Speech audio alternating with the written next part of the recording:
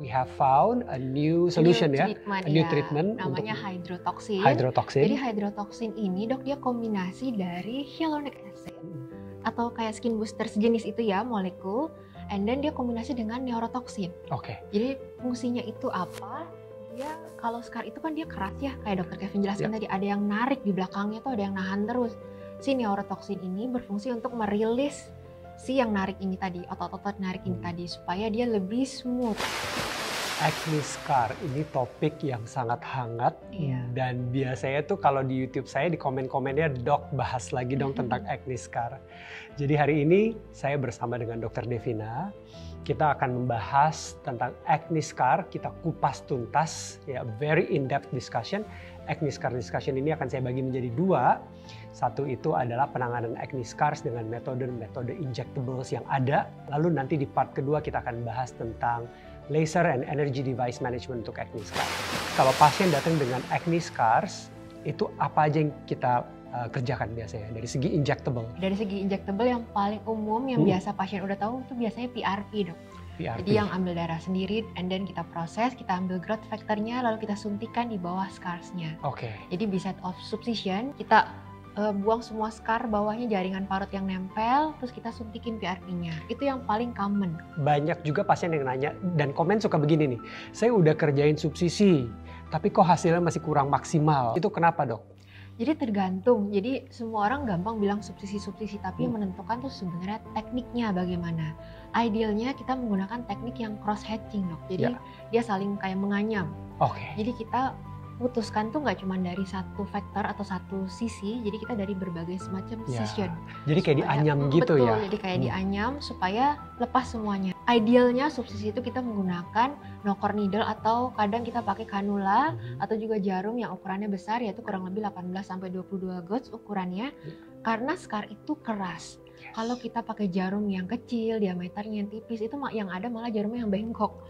Scarnya malah nggak lepas. Betul, jadi yang tadi Dr. Devina sebutkan dari ukuran alat subsisinya tersebut yang biasa kita gunakan itu kan kanula, itu juga sangat mempengaruhi. Kalau terlalu kecil itu malah bengkok ya nanti subsisinya. Karena yang kita mau copotin itu, yang mau kita keletakin di bawah adalah fibrotic tissue yang amat sangat keras.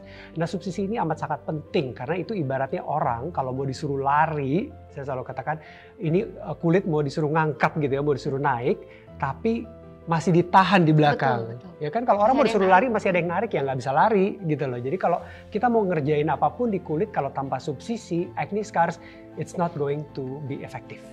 Gitu. Nah lalu seiring dengan subsisi tadi Dr. Devina mengatakan di PRP, dimasukkan dengan PRP. PRP ini sebagai makanannya, growth factornya. Jadi udah dikletek, kita kasih makanan di kulit, jadi kolagen yang baru itu timbul. Selain dari subsisi dan PRP, ada apa lagi?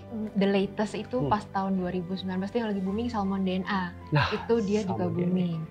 Nah salmon DNA itu mungkin kalau PRP kadang orang merasa, aduh lifestyle saya kurang bagus nih dok, sering minum atau ada ngerokok atau ada kurang tidur dan lain-lain. Jadi growth factor itu kan dia pengaruh juga lifestyle dok. Nah instead of kita cari modalitas yang lebih stabil, itu ada yang namanya si salmon DNA ini. Dia ada yang spesifik untuk scar. Dia kandungannya itu PDRN yang berfungsi untuk menstimulasi kolagen dan elastin. Dari segi harga beda ya dok ya? Dari harga memang ya bisa beda karena satu dari darah kita sendiri yang kita proses, sedangkan satu dari lab. Jadi pasti cost-nya lebih tinggi. Di samping dari PRP dan PDRN atau salmon DNA, apa lagi yang bisa kita kerjakan? Kita bisa combine juga sama skin booster. Kalau di kita namanya dual cell booster. Itu kombinasi salmon sama si skin booster. Fungsinya yang pertama adalah dia kasih hydration ke kulit juga. Jadi supaya lebih plumpy. Karena kadang tuh kalau kulitnya kering, scarnya tuh justru lebih kelihatan. Yang skin booster itu sebenarnya kan hyaluronic acid. Betul. Ya, hyaluronic acid itu kan fungsinya untuk hidrasi, untuk melembabkan. Kenapa acne scars ini dikasih skin booster itu bisa lebih bagus hasilnya? Jadi kalau kulit yang kelihatannya kering, itu tampilan acne scarsnya pun kelihatan lebih nyata gitu ya. Jadi gunanya menggunakan skin booster atau hyaluronic acid injection ini adalah untuk memastikan kalau udah disubsisi, dikasih PDRN untuk menstimulasi kolagennya, kita kasih hyaluronic acid lagi jadi lembab sekitar ya. Jadi tampilan acne scarsnya itu akan lebih baik. Betul. Dan kulitnya juga kelihatan lebih sehat dok, karena lebih plump. Itu ibaratnya vitamin kulit yang kita suntikan di bawahnya. Dok, tapi kan di skincare saya udah ada hyaluronic acid. Apakah masih butuh disuntikin hyaluronic acid, terutama untuk acne scars? Jadi sebenarnya ada keterbatasan kalau dia berupa produk atau skincare. Jadi molekulnya itu dia lebih besar-besar.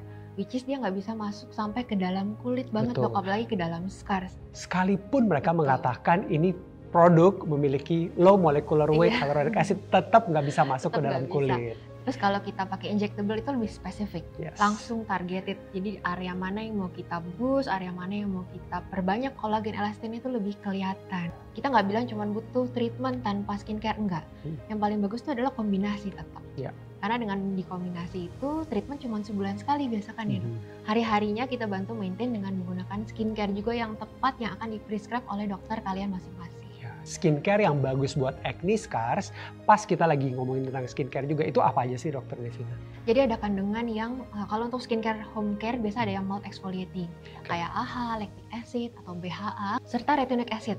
Jadi dia bantu untuk, penting banget tuh ya retinoic acid ya. Dia bantu untuk regulasi sel-sel kulit kita, jadi pengelupasannya semuanya itu diperbaiki. Karena biasanya yang ada acne scar itu kan acne prone skin juga. Seiring kita semakin tua, kulitnya itu ganti barunya tuh semakin lelet. Betul. Gitu. Oleh karena itu kita butuh speed up the process dengan menggunakan skincare. Skincare-nya tadi apa aja boleh sebutin lagi? Ada AHA, BHA, lactic acid, retinoic acid. Nah, itu semua penting dipakai pada saat perawatan acne scars. Di luar sana nih si pasien ini, si bule ini dikerjain peeling kayak begini, laser kayak begini. Saya juga mau. Apakah bisa gitu dikerjakan on my Asian skin living in the tropics? Sebenarnya kalau kamu itu kulitnya putih banget, terus jarang keluar rumah, jarang exposure outdoor, mungkin bisa dok. Tapi susah ya, kalau di Indonesia tuh naik mobil aja udah kepapar matahari, panas banget, terik. Terus kulit kita itu cenderung gampang lebih gelap, karena kita negara tropis selalu panas sepanjang tahun. Jadi mungkin bisa kita coba, tapi kita akan reduce biasanya. Jadi concentration dari pillnya atau settingan lasernya, itu semua akan kita sesuaikan. Karena skin type kita sama bule itu beda, kita lebih banyak melaninnya, sedangkan mereka tuh lebih sedikit. Jadi risiko burn atau pigmentation di kulit kita, orang Indonesia tuh jauh lebih tinggi. Apalagi yang bagus untuk dikerjakan? Jadi dari jurnal terbaru nih, kalau di luar negeri, baru banget sih 2021 sekitaran, itu ada treatment baru namanya hydrotoxin. Hydrotoxin. Betul. Ini saya juga baru dengar. Jadi kan banyak banget nih kasus acne scar, kayak hampir semua orang tuh pernah jerawatan deh, dan ada resiko scar. Dan scar itu tipenya banyak dok, ada yang ice pick scar, ada yang box scar, ada yang rolling scar. Biasanya tipe yang ice pick scar itu a bit susah ya di breakout ya. We have found a new solution a new treatment namanya hydrotoxin. Jadi hydrotoxin ini dok, dia kombinasi dari hyaluronic acid atau kayak skin booster sejenis itu ya, molekul, and then dia kombinasi dengan neurotoxin. Jadi fungsinya itu apa? Ya kalau scar itu kan dia keras ya, kayak dokter Kevin jelaskan tadi, ada yang narik di belakangnya tuh, ada yang nahan terus. Si neurotoxin ini berfungsi untuk merilis si yang narik ini tadi, otot-otot narik ini tadi, supaya dia lebih smooth, gak ada yang ketarik juga. Terus kan dia disubstitution juga tuh, sebenarnya bisa disubstitusi kombinasinya.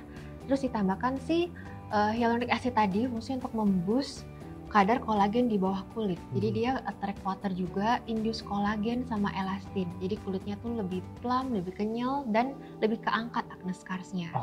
Terus kadang itu kulit yang gampang acne scar itu berminyak cenderung. Nah yang berminyak itu di-reduce sama si neurotoxin tadi. Neurotoxin tuh botox? Botox, iya. Jadi botox digunakan untuk acne scars? Betul, botox untuk acne scar dan mengecilkan pori-pori juga, sama mengurangi kadar minyak di wajah. Biasa konselnya gini dok, kulit aku udah kering nih, boleh nggak dikerjakan treatment?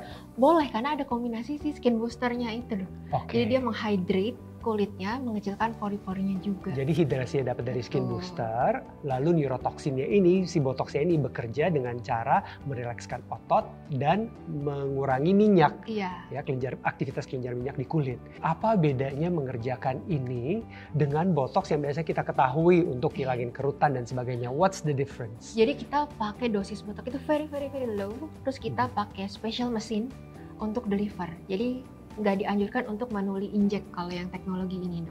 Kenapa nggak boleh di manually inject? Ini sangat penting. Tapi menggunakan satu alat ini nih, alat Mesogan ya Dr. Iya. Devina ya. Kenapa harus pakai Mesogan ini untuk memberikan terapi yang hasilnya maksimal untuk acne scars? Why? Betul, karena kalau untuk manually inject, precise kita itu biasanya kedalamannya di subdermis tuh. Which is dia dekat banget dengan otot. Yes. Karena tujuannya adalah bukan untuk kerutan, tujuannya adalah untuk pori-pori dan scars. Makanya kita harus suntikan tuh di atas, kedalamannya tuh hanya boleh 0,8 sampai maksimal 1,2 mm. Ya. Dia nggak boleh lebih dalam dari itu. Kulit itu rata-rata kedalamannya dari epidermis sama dermis ya, kulit bagian atas dan bawah itu kedalamannya 1 sampai 4 mm tergantung di bagian mana, tergantung tipe kulit masing-masing.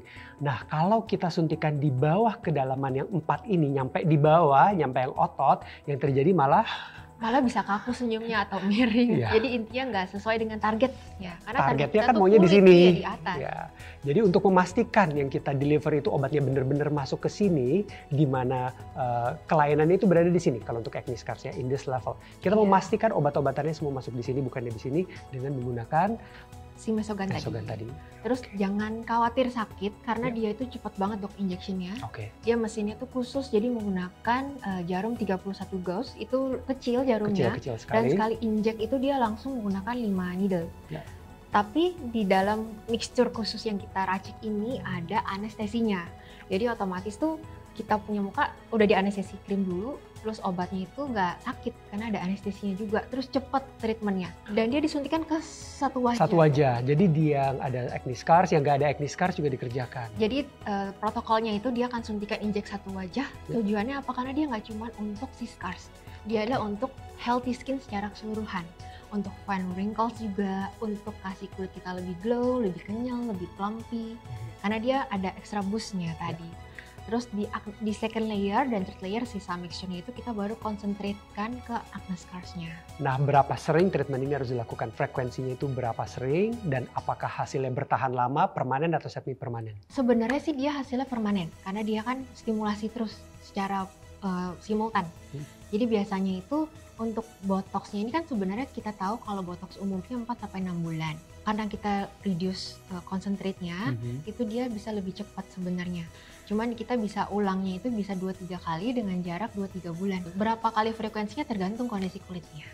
Udah kerjain ini butuh dikerjain subsisi juga nggak Dr. Devina? Jadi kalau scarsnya itu rolling, tipenya dok atau box scar, idealnya kita tetap combine. Karena kan itu ada jaringan ikat yang narik sebenarnya di bawahnya. Tapi dengan menggunakan teknik ini, dengan kombinasi ini tuh resultnya lebih cepat, lebih faster.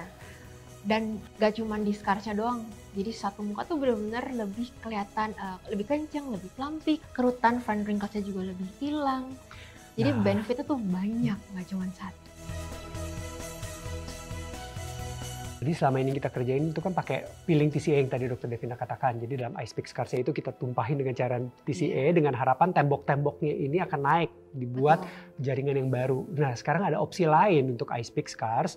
Selain itu digunakan injeksi metode baru ini karena dia juga akan menstimulasi dinding-dinding di ice pick scars ini dengan cara relaxing the muscle di bawahnya dan juga dengan cara hidrasi kulit yang baik. Nah, pasien-pasien suka nanya, ada yang nanya kayak gini, dok kan itu acne scars jeglok, kenapa sih nggak langsung disuntikin filler aja biar dia naik? Oh, itu sebenarnya bisa juga suntik filler langsung dok. Cuman risknya itu dia lumayan tinggi karena filler itu kan sebenarnya nggak boleh sampai masuk ke pembuluh darah. Kalau masuk ke pembuluh darah dia bisa lock jaringan di sana, bisa terjadi necrosis namanya. Satu high risk, dan kedua kalau kita menggunakan filler dan jaringan ikatnya itu masih kencang, kadang-kadang hasilnya tuh malah nggak rata. Jadi bukannya acne scars yang rata, malah kadang-kadang dia menjol-menjol. Don't worry karena kita tuh punya banyak banget modalitas yang bisa membantu kondisi kulit kamu. Karena kadang tuh kita udah coba satu terus merasanya semua yang lain itu nggak membantu loh. Padahal acne scar aja tuh terjadinya kronis, bertahun-tahun. Tidak mungkin dalam satu kali treatment tuh langsung hilang total. Jadi memang dibutuhkan kesabaran, dibutuhkan motivasi juga untuk melakukan treatmentnya ini beberapa seri. Jadi nggak akan terjadi magical result, nggak bisa satu kali treatment itu hasilnya langsung baik, dan kadang-kadang juga setiap orang respon terhadap kolagen stimulasi ini berbeda gitu. Jadi mungkin treatment yang sama dikerjakan di saya dan di Dr. Devina reaksinya bisa berbeda karena kemampuan produksi kolagen kita masing-masing itu variatif. Tapi untuk acne scars in particular, it's highly particular, highly specific, dan highly customized. Oke teman-teman, kalau kalian masih punya pertanyaan seputar acne dan acne scars, silahkan tinggalkan di kolom komentar. Akan saya jawab bersama dengan Dr. Devina. Thank you for watching.